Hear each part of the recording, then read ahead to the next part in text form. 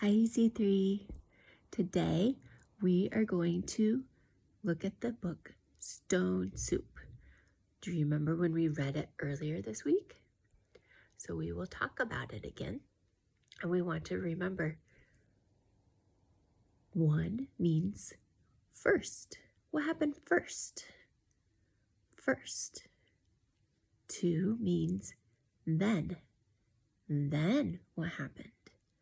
Then. Three means last. Oh, last. What happened? So let's think about that as we read the story. First, then, last. Let's read. Stone Soup by Marcia Brown. 3 soldiers trudged down a road in a strange country. They were on their way home from the wars. Besides being tired, they were hungry.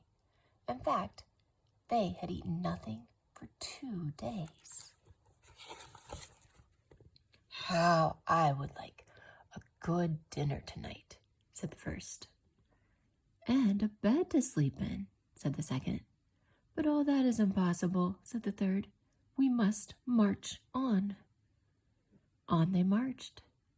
Suddenly, ahead of them, they saw the lights of a village. Maybe we'll find a bite to eat there, said the first. And a loft to sleep in, said the second. No harm in asking, said the third. Now, the peasants of that place feared strangers. When they heard that 3 soldiers were coming down the road, they talked among themselves. Here come 3 soldiers. Soldiers are always hungry, but we have little enough for ourselves. And they hurried to hide their food. They pushed sacks of barley under the hay in the lofts. They lowered buckets of milk down the wells. They spread old quilts over the carrot bins. They hid their cabbages and potatoes under the beds. They hung their meat in the cellars. They hid all they had to eat. Then they waited. The soldiers stopped first at the house of Paul and Francois. Good evening to you, they said. Could you spare a bit of food for 3 hungry soldiers? We have had no food for ourselves for 3 days, said Paul. Francois made a sad face. It has been a poor harvest. The 3 soldiers went on to the house of Albert and Louise. Could you spare a bit of food and have you some corner where we could sleep for the night? Oh, no, said Albert. We gave all we could spare to soldiers who came before you. Our beds are full, said Louise. At Vincent and Marie's, the answer was the same. It had been a poor harvest, and all the grain must be kept for seed. So it went all through the village. Not a peasant had any food to give away. They all had good reasons. One family had used the grain for feed. Another had an old sick father to care for. All had too many mouths to fill. The villagers stood in the street and sighed. They looked as hungry as they could. The 3 soldiers talked together.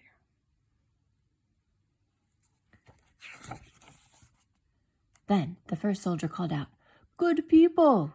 The peasants drew near. We are 3 hungry soldiers in a strange land. We have asked you for food, and you have no food. Well then, we'll have to make stone soup. The peasants stared. Stone soup? That would be something to know about. First, we'll need a large iron pot, the soldier said. The peasants brought the largest pot they could find. How else to cook enough? That's none too large, said the soldiers, but it will do. And now, water to fill it, and a fire to heat it. It took many buckets of water to fill the pot. A fire was built on the village square, and the pot was set to boil.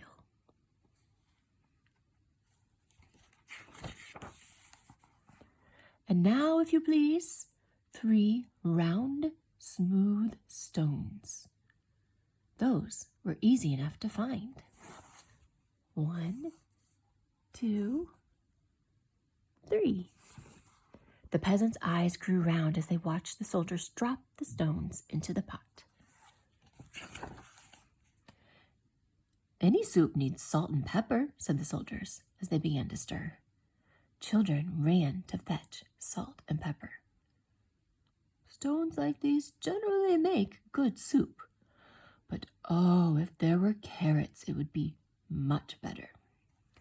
Why, I think I have a carrot or two, said Francoise, and off she ran. She came back with her apron full of carrots from the bin beneath the red quilt. A good stone soup should have cabbage, said the soldiers as they sliced the carrots into the pot. But no use asking for what you don't have. I think I could find a cabbage somewhere, said Marie, and she hurried home. Back she came with 3 cabbages from the cupboard under the bed. If we only had a bit of beef and a few potatoes, this soup would be good enough for a rich man's table. The peasants thought that over. They remembered their potatoes and the sides of beef hanging in the cellars. They ran to fetch them. A rich man's soup, and all from a few stones. It seemed like magic.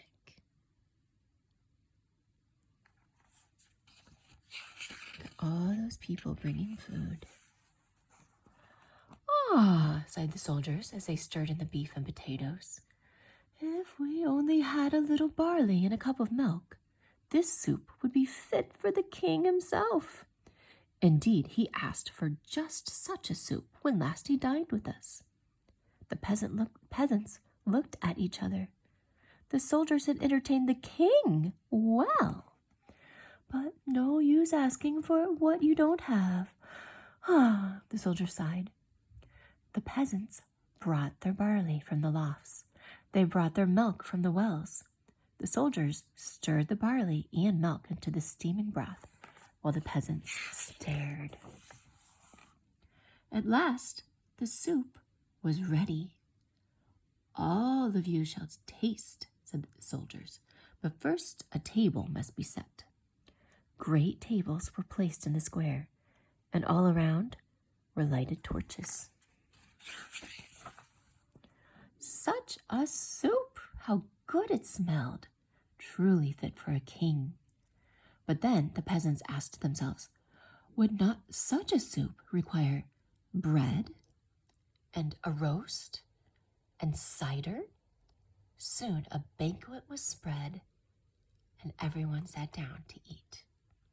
Never had there been such a feast.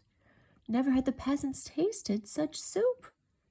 And fancy, made from stones. They ate and drank and ate and drank, and after that, they danced.